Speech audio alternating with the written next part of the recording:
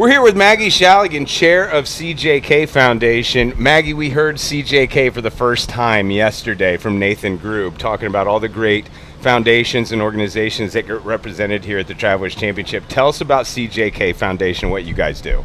Yeah, of course. So CJK Foundation, we are a mental health awareness and suicide prevention nonprofit organization. We're located in Cheshire, Connecticut. We started in about 2018. It's in memory and honor of Connie J. Klanica, which is where the initials come from, and just trying to keep her legacy alive by promoting mental health awareness and making sure that we're taking care of our communities. I've worked with Jordan Porco. Recently, I had my nephew committed suicide.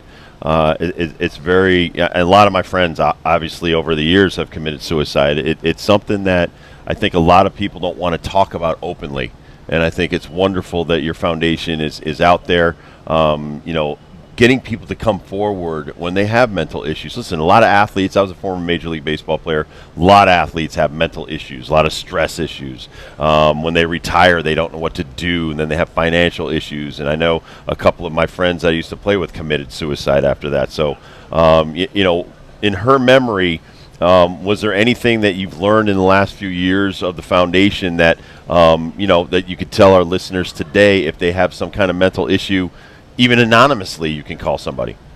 Yeah, well, there's 988, the suicide hotline to call, but I would say one of the great things that we recently started doing is hosting mental health first aid training. It's very similar to CPR if you work in the healthcare industry, and it's a one-day class, and I've taken it myself, and I actually learned a lot of information from it, how to recognize signs, how to recognize someone that is contemplating suicide or they're having a psychotic break or psychosis, and understanding what to do to help them, but also if someone around you is struggling, how to take care of yourself and make sure that you're staying well so that you can keep the people around you well. Maggie, tell us about some of those signs, because we have seen, like, in the recent history, our friend from Sports Science, ESPN, just committed suicide. Duran Duran has been talking about it publicly in Boston Red Sox.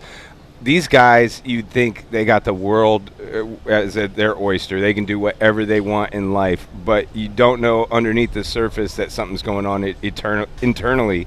What are some of those signs that maybe most people wouldn't recognize and blow right by, but the training gets you to actually focus on that kind of stuff? Yeah, one of the great things that I learned that I didn't actually have any idea about before I took the training was when someone has depression and they're shut down and closed out from the people around them and they're acting different. Actually, one of the things that people will do when they've created a plan and decide that they want to end their life is they end up being really happy. And it almost is like they're better and they have been able to move through and break through whatever illnesses or concerns they were having. And it's at that moment that a lot of people don't realize that they are finally at peace with knowing that they're not going to have to struggle anymore. And it's very quickly soon after that they end up taking their own life. And so that is a big sign to also look for. If someone is struggling with mental illness and all of a sudden they seem really, really happy, make sure that you check in on them. And the other great thing that I learned is you actually want to ask someone, are you going to kill yourself? If they seem, and if you're concerned about them, I think it's been, a stigma, or people haven't really wanted to or have been very nervous in the past to think that you're putting that thought in someone's head by asking them. But they said that's the best thing to do, is ask someone, are you going to kill yourself? And if they say yes, ask them, do they have a plan? And be able to be that intervention and get them help immediately. Call 911, have them call 988.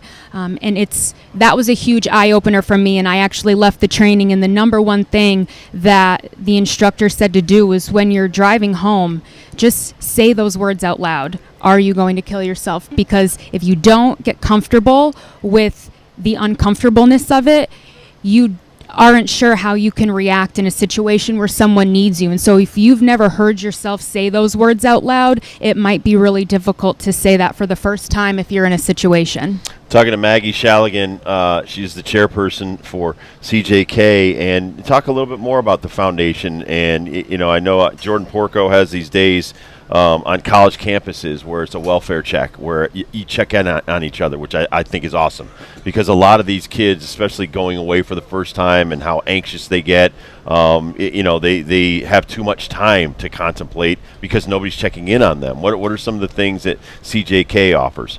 Yeah, one of our biggest campaigns that we have is called the Reach In campaign, and it's really just being able to reach into the people around you, whether it's someone that you haven't contacted in a while, a friend, to call or text them to say, let's get coffee, the weather seems nice, let's go take a walk, let's go play a round of golf together. And it's not weird or awkward to try to reach back into the people around you. We have note cards and postcards and bracelets that say reach in. So, one of our campaigns in that campaign is to send a postcard to somebody. It's really easy. We don't really do that anymore, but it's the little things that make the silence less overwhelming for people that are struggling. And if one person reaches into them and checks in on them, they know that they're not alone, and that's really empowering. Where can people find you online, CJK Foundation, and talk about Travelers and Birdies for Charity and what it means to you guys? Yeah, so we are online, cjk-foundation.org. On that is our website. We have a lot of information. We have resources about people that are struggling with mental illness. We have our events and things that we put on throughout the year to raise money. But our biggest mission is really being able to offer financial assistance and support to members of our community that are struggling with mental illness and seeking treatment, whether that's a co-payment, helping pay for some of their treatment, or helping them pay for some of their bills so that they can really focus on themselves.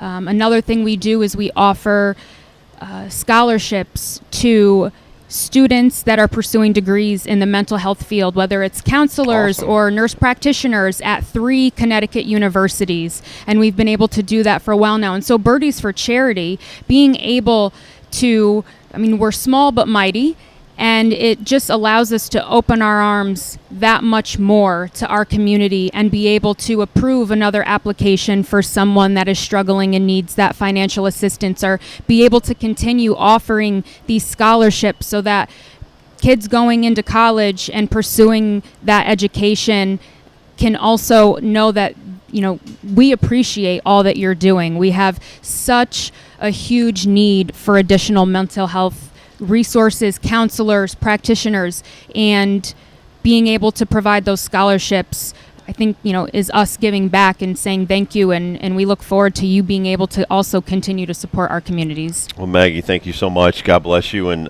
thanks for coming on with us today. Thank you so much for having me.